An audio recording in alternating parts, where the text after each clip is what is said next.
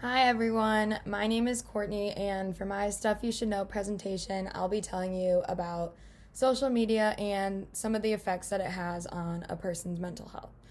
So, hopefully, by the end of this, you'll be aware of the effects of social media as well as some tips and tricks that you can use to get yourself off of your phone and a little more involved in everything that's going on around you.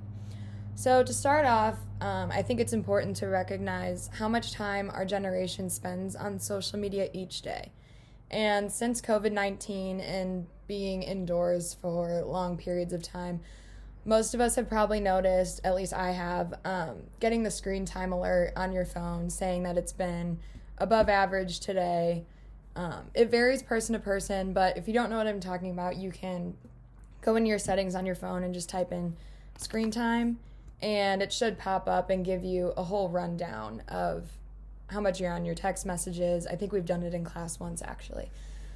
But a lot of time that we're on our phones is spent just scrolling through social media, not even realizing how much time that we've been using it.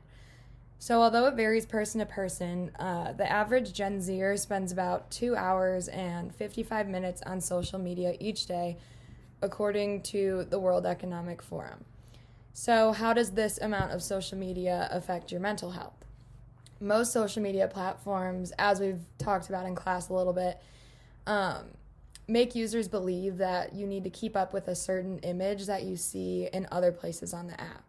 So when you're posting on social media, you tend to post things that represent your best self, and you're also allowing people to compare you to others as well as form their own opinions.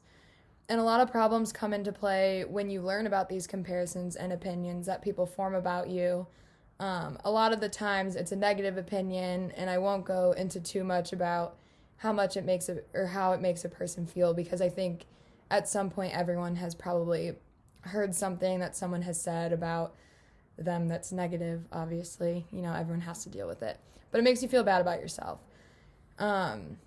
So social media is kind of a distorted reality where what you see on it is really not what you get. And it makes a lot of people self-conscious about their appearance, as well as the idea that they could be missing out on things. A lot of the consequences with the whole distorted reality is that it could lead to different eating disorders in order to lose or gain weight based on someone trying to maintain the certain body image.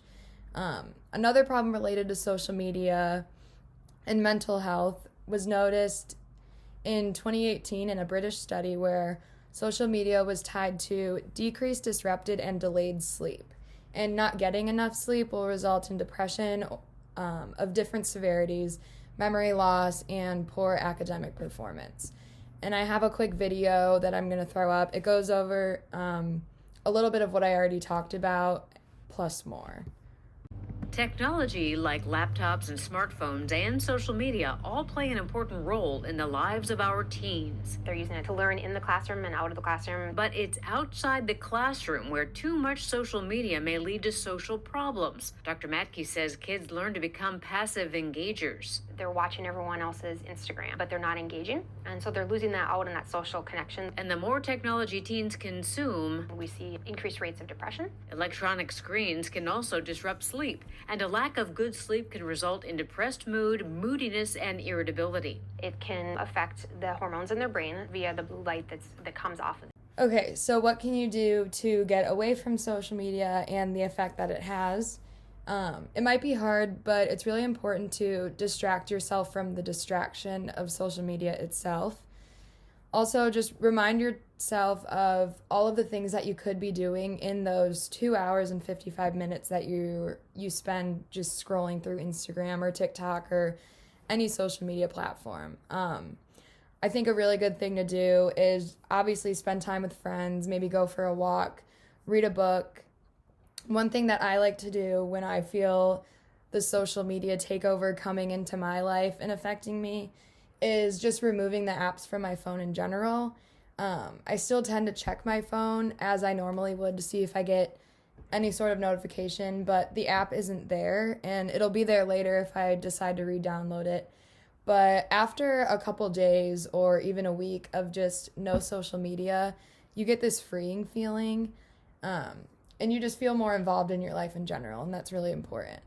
So just remember to take time for yourself, maybe turn off your notifications, delete some apps, just live in the moment, because for all of us, we're in college, you don't get to do this, it's a one-time thing. So enjoy your time with your friends, and don't feel like you have to prove it to the world that you're having fun, and just take a step back, and it'll only help you in the future. Thank you.